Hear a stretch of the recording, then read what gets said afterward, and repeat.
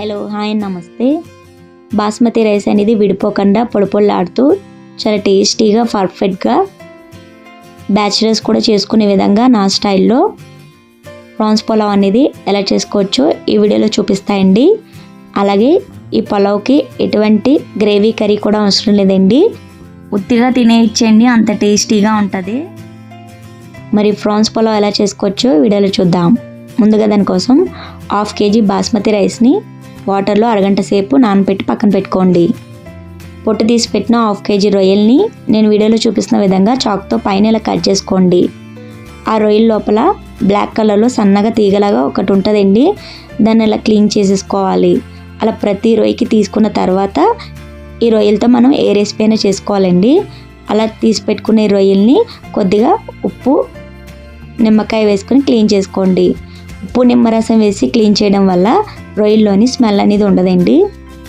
అలా క్లీన్ చేసి పెట్టుకున్న రొయ్యల్లో కొద్దిగా పసుపు, ఒక బద్ద నిమ్మరసం, అలాగే కొద్దిగా ఉప్పు యాడ్ చేసుకోండి. అరకప్పు వరకు పెరుగును కూడా యాడ్ చేసుకుని ఈ రొయ్యలకి బాగా పట్టేలాగా కలుపుకోండి. అలాగే కొద్దిగా అల్లం వెల్లుల్లి పేస్ట్ కూడా యాడ్ చేసుకొని మళ్ళీ ఒకసారి కలుపుకోండి. ఈ రొయ్యల్ని అరగంట సేపు పాటు పక్కన పెట్టుకోండి.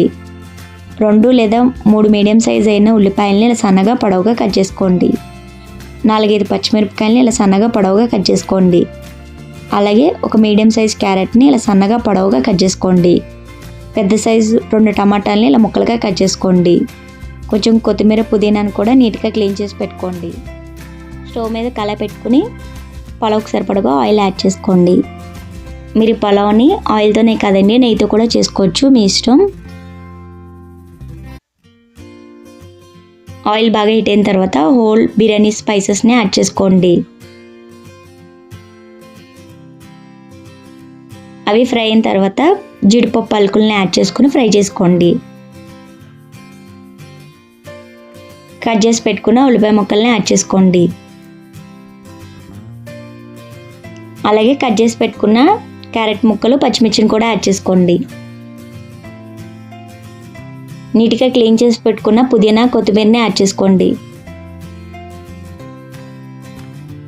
అలాగే టమాటా ముక్కలు, 1 టేబుల్ స్పూన్ వరకు అల్లం వెల్లుల్లి పేస్ట్ కూడా వేసుకొని టమాటా ముక్క అనేది మెత్తగా అయ్యి అల్లం వెల్లుల్లి పేస్ట్లో పచ్చివాసన పోయేంత వరకు వేయించుకోండి.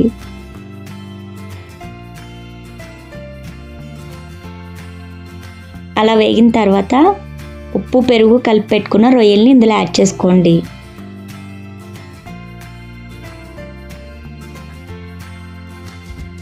ఇప్పుడు ఒకసారి ఈ రొయ్యల్ని కలుపుకున్న తర్వాత మూత పెట్టుకుని మధ్య మధ్యలో కలుపుకుంటూ రొయ్యల్లోంచి వాటర్ అనేది పైకి వచ్చేంత వరకు ఉడకనివ్వండి. చూసారు కదండి, రొయ్యల్లో వాటర్ అనేది పైకి తేలింది. ఇప్పుడు దీంట్లో మనం 2 టేబుల్ స్పూన్ల కారం లేదా మీ కారానికి తగ్గట్టుగా యాడ్ చేసుకోండి. 1 టీ స్పూన్ ధనియాల పొడి, 1 టీ స్పూన్ జీలకర్ర పొడి, 1 teaspoon garam masala add చేసుకుని ఈ మసాలాలన్నీ రొయ్యలకి పట్టేలాగా కలుపుకొని ఆయిల్ పైకి తేలేంత వరకు మగ్గనివ్వండి. అలా ఆయిల్ పైకి తేలిన తర్వాత దీంట్లో మనం వాటర్ని యాడ్ చేసుకోవాలండి. 1 గ్లాస్ బాస్మతి రైస్కి 1.5 లేదా 1.25 వరకు వాటర్ని యాడ్ చేసుకోవాలండి.